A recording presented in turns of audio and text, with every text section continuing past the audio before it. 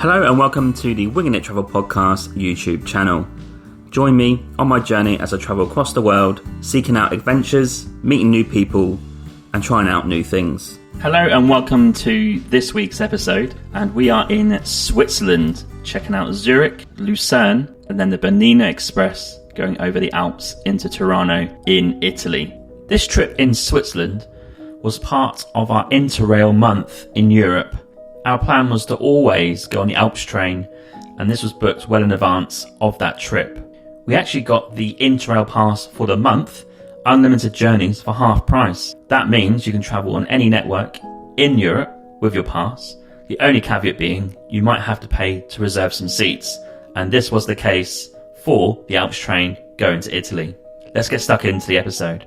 After a 5.5 hour journey from Luxembourg via Strasbourg to Zurich, we checked into the Zurich Youth Hostel, quiet hostel at this time of year, and also very expensive. A double room is going to set you back around 170 to 200 Canadian dollars with a shared bathroom. And we chilled out for the night before exploring Zurich the next day. It was bitterly cold this morning as we woke up to a little bit of snow, with a feel-like temperature of -3, so we walked straight to Boreal Cafe for a coffee and a bit of warmth. These guys are situated at Talaka 41 and open at 7:30am during the week and 9am on the weekends. They have a website, borealcoffee.ch, and they have weekend brunch. And then we wandered around the old town. This was a Sunday, so most places were shut. As you can see, a lack of people anywhere, and very, very cold. So we wandered around, had a couple of coffees, saw the oldest vegetarian restaurant in the world called Hittel. Some recommendations of things to see for a day in Zurich. We checked out the bridge called Quai-Bruch. It's got great views, 360 around Zurich.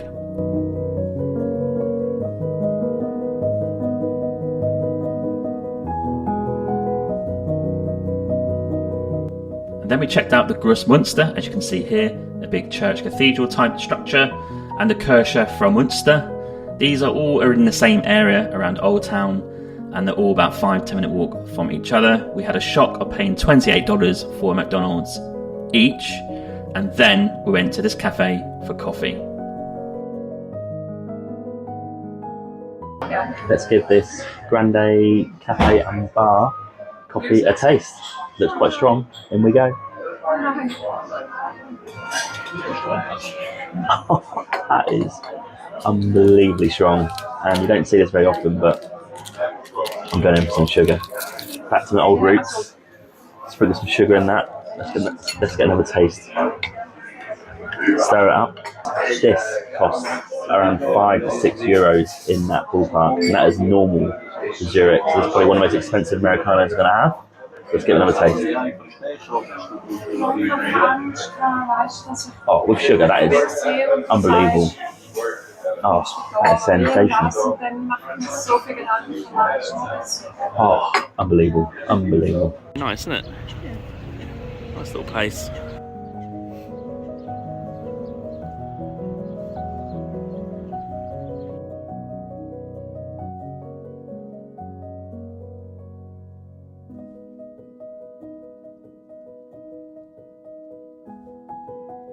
The next day, we're taking the train from Zurich to Lucerne. It's about an hour, and you can book this very easily on your app if you have the Interrail pass or the Euro pass, or you can just go to the train station and buy a ticket. They're fairly cheap. And we stayed at a hostel called Jugendenberg Hostel. They can give you a free travel pass for the city, so you can get a bus in and out of town pretty easily. Again, not too cheap, and the same price as the previous hostel in Zurich. First things first, we went to Heine for a bit of Swiss grub. Check this out. We've done a bit of research into Lucerne and followed a recommended walking route around the city centre. A real lovely vibe here with an old feel to it, much different to Zurich. And we checked out some cool stuff. So we checked out the Kapellbruch, which is called the Chapel Bridge in English. It's the world's oldest wooden bridge, constructed in the first half of the 14th century. You cannot miss it, and it is a must. You can walk straight across it. After we checked out Kapellbruch, we really enjoyed wandering around Lucerne. We loved the vibe, the old town squares. The walking route was fantastic. Despite being fairly cold, we enjoyed ticking off locations within Lucerne.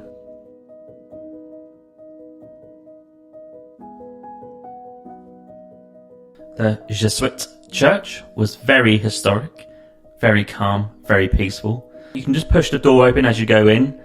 It might seem a bit deceiving, but that's totally fine. And inside, classic European cathedral style. Then the Needle Dam was interesting, with the little dam that went to the older bridge, a bit smaller than Capelbrook, but that was very historic. And if you look back onto Lucerne, that's a great view as well. Of course, we then walked over Spur Bridge, which was built in 1408. This is fairly similar to the Chapel Bridge earlier.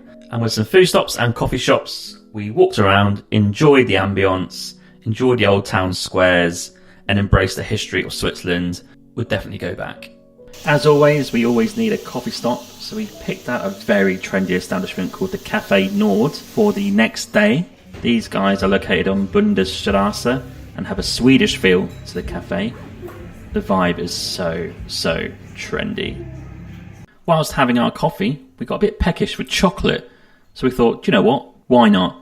Let's go to a chocolatier. We are in Switzerland, of course. So we made our way to the train station and got a short 3-stop ride to Alspach Chocolatier, AG. These are a chocolate artisan location in Lucerne, one of the oldest ones going around.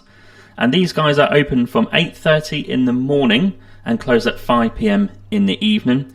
It's going to cost you around 10 to 20 Swiss francs each, but here's the caveat.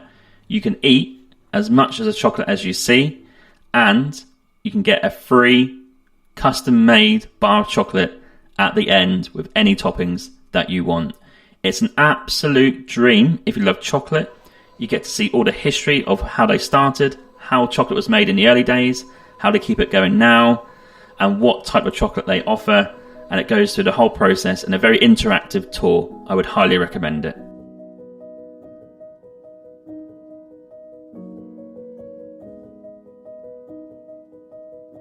Now, I am partial to funicular, and a recommendation in Lucerne is head to the Hotel Chateau Gutsch, and there's something there called the Gutschbahn, and this is a free funicular which goes up to a viewpoint overlooking Lucerne. Up and down, free, and a great view. Just unfortunate we had grey and cloudy weather on this occasion, but well worth doing if you're in Lucerne.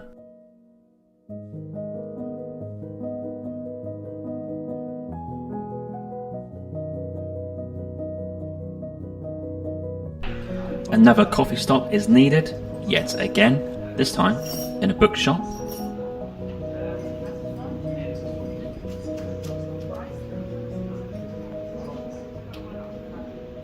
And then we made our way to the Lion Monument from 1712, carved into the rock, and apparently Mark Twain said it was the saddest rock in the world. We absolutely loved Lucerne. Then we made our way to the town of Chur, which is on the border of Italy, to get prepared for a Bernina Express train over the Alps. And not much to say about Chur, apart from we had some fantastic momos and veg at Wok and Momo's. Not very Swiss, but much needed, especially as we were missing Nepalese food. A nice little town this, situated in amongst the mountains. Perfect preparation for our trip over the Alps. You may be asking, what is the Bernina Express? This is the train that goes over the Alps from Chur to Tirano.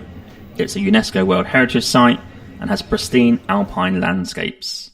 It's one of the highest railway tracks in Europe and some of the steepest in the world.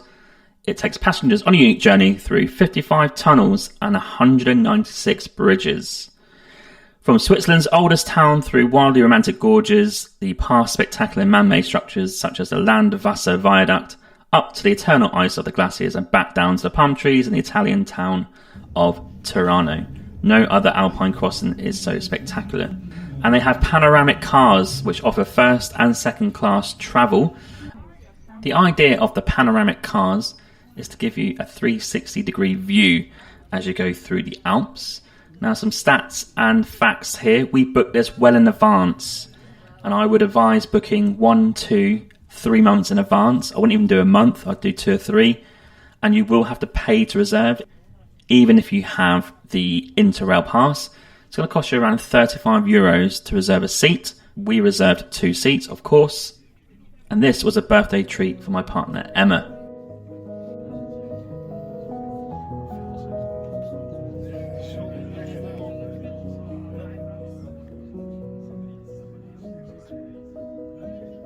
There is a service on board to offer tea and coffee, and you get a little bit of chocolate in your tin that they give you as a welcome to the train. And as you can see from the views outside, we start low and work our way up the Alps into those famous ski towns in the Swiss Alps. Oh yeah, this will be good. Over there, round that corner. That'll be a good one. We are hitting gradients of 7% as we go up and down. Look at these views.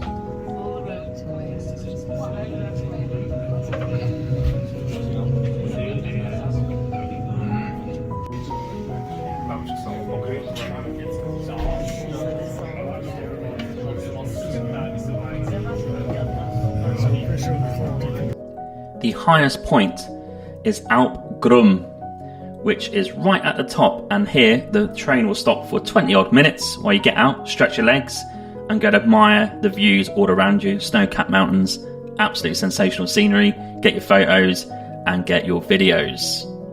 The elevation is 2,091 metres, that's quite high up, isn't it? And it's about 27 kilometres from St Moritz.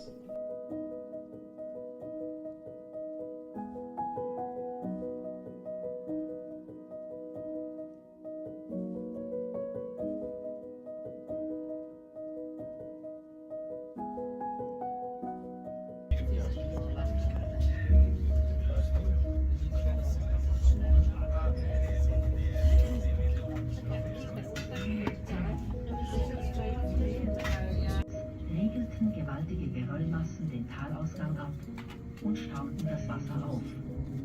Wir nähern uns dem kleinen Ort Tirano. On leaving the popular resort of the Prese, we now follow the banks of Lake Poschiavo, 2.5 kilometers long and 1.5 wide. The train follows like New the Zealand. picturesque route beside the lake and takes advantage of the old route. The lake is of natural origin. The final gem in this train ride is the Landwasser Viaduct, as you see here as we weave in and around the viaduct. An unbelievable journey. It really was a once in a lifetime opportunity, and it's a must if you're in the Alps region of Europe. As it was Emma's birthday, we arrived in Tirano, checked into our nice hotel with a view over Tirano, then made our way for a trendy dinner at Paravicini restaurant and wine bar. What a day. Cheers. Please follow and subscribe on my YouTube channel today, and please rate and review the podcast on any podcast platform that you use. Thank you.